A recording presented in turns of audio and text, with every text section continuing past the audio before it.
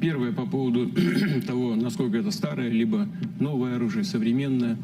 The first one is about how old or new these weapons are. It is a modern, very new weapon. Everything that is done in any field of endeavor is based on some previous developments, previous achievements, and then people take a step forward. It's the same thing with the Oreshnik. Yes, there were developments, and the developments of the Russian period of time. On this basis, scientists, designers, engineers thought about what else to do, coordinated their position with the Ministry of Defense and the customer.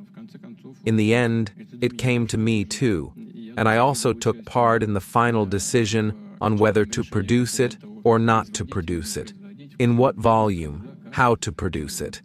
And it was produced. It's a new weapon. I repeat again, it is a medium and shorter range weapon. You said that some experts in the West believe that such a missile can be easily shot down and destroyed, especially in its initial trajectory. What can we say to such experts? There are several types of air defense systems. These are Patriots. These are more modern THAAD systems. I don't know if they have them in Ukraine or not. I don't think so. If the Americans decide to put them in, let them put them in. Let them put in a THAAD. It's more modern, somewhere similar to our S-400. If the Patriot is somewhere can be correlated with the S-300 Russian system, then THAAD is somewhere S-400.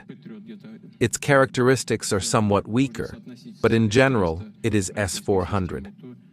We will ask our guys in Ukraine to ask them to suggest some modern solutions that are valuable to us. When I say our guys, I am speaking without irony. We have someone to talk to in Ukraine, and there are many of our guys there who also dream together with us of ridding their country of the neo-Nazi regime. But there are other means of defeat, and that is missile defense systems. There has been a lot of talk about it, a lot of discussion. We once begged the Americans not to deploy this system, so that we would not have to create a system to overcome it. In the end, we did it. Remember, we have the Avangard, a gliding unit that does not fly along such a trajectory, but floats on the ground and does not go into space. It is not a ballistic missile and so on. We have done a lot to overcome missile defense.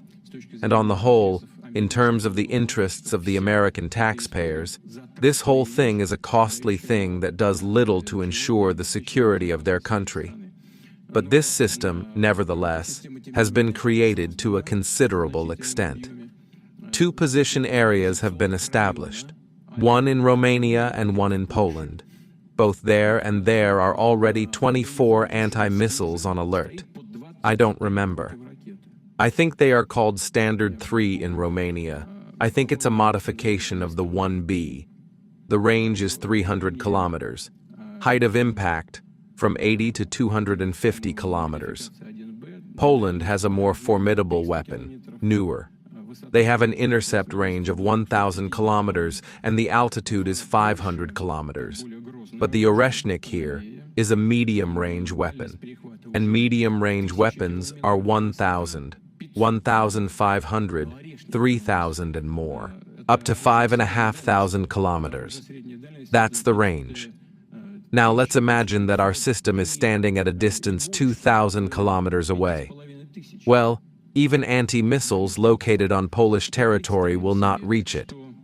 Yes, on the first section, on the booster section, they say there's a lot of vulnerability. Well, first of all, nothing will fly there, even if these position areas are not protected. And they are, of course, protected. But nothing can get there. There are no systems that can get there. That's one. And the second, it takes time to get that far. And we're a few seconds away, we're going to start separating the warheads. And that's it. Ship has sailed. So there's no chance to shoot down those missiles.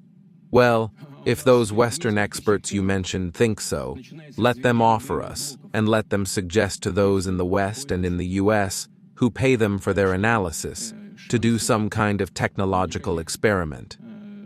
Well, let's say, such a high-tech duel of the 21st century. Let them identify some kind of object in, say, Kiev. Concentrate all their air defense and missile defense forces there. And we're going to hit it with the Oreshnik and see what happens. We are ready for such an experiment. Is the other side ready? But we don't rule it out in any case, bearing in mind that they still have all the missile defense and air defense systems there in operation anyway. And it will be interesting for us. What I have told you is what engineers, scientists, and military specialists are telling me. There's something being told there at the level of political leadership in the States too. Let's conduct such an experiment, such a technological duel, and see what happens. Interesting. I think it will be useful both for us and for the American side. Интересно, думаю, что будет полезно и для нас, и для американской стороны.